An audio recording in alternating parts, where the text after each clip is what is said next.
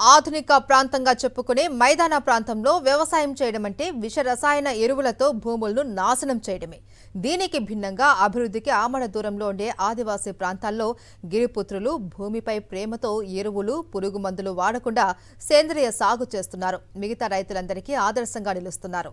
సేంద్రియ సాగులో దిగుబడి తక్కువగా వస్తుందని తెలిసినా భూమికి తమకు కూడా ఆరోగ్యంగా ఉంటుందని సేంద్రియ సాగు వైపే వారు మొగ్గు చూపుతున్నారు.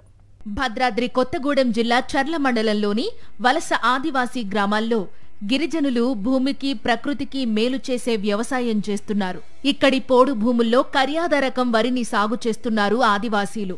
ఇది పూర్తిగా వర్షాలు పడితే పంట ఉంటుంది, వర్షాలు లేకపోతే వ్యవసాయం లేనట్లే. ఇక నారు వేసిన నాటి నుండి కోత కోసే వరకు ఏ దశలోనూ రసాయన ఎరువులు కాని పురుగు మందులు కాని వాడనే వాడరు గిరిజన రైతులు. పశువుల పెంటనే ఎరువుగా వినియోగిస్తున్నారు. దీనివల్ల పండిన పంట ఎంతో రుచిగా ఉండడమే కాకుండా ఆరోగ్యంగానూ ఉంటుంది. కాకపోతే దిగుబడే చాలా తక్కువ వస్తుంది. ఎకరాకు 15 క్వింటాళ్లకు అటు ఇటుగా వస్తుందంతే. ఏంటంటే మేము వ్యవసాయం ఫస్ట్ తొలకరు వర్షాలప్పుడు దున్ని మంచిగా పొలంని సాగు చేసి ఖరీదాలకి మందులు మాత్రం మేము వేయము. ఓన్లీ ఆవు పెంట, మేక పెంట అటువంటిది చల్లేసి పండిస్తామండి. ఎకరానికి వచ్చి ఒక 15 బస్తాలు అట్లా పండుతాయి.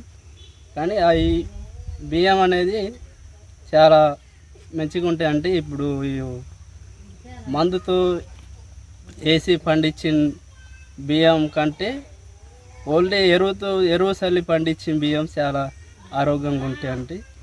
కానీ అవి అలా వాడటం వల్ల మనిషిని కూడా చాలా ఆరోగ్యం మంచిగా ఉంటుంది. జబ్బులు అనేది కొంచెం తక్కువ ఉంటాయండి. కానీ అవి తినటం కూడా చాలా బెస్ట్ అండి. పోడు గ్రామాల్లో నివసించే గిరిజన రైతులంతా కర్యాద రకం వరినే సాగు చేస్తారు.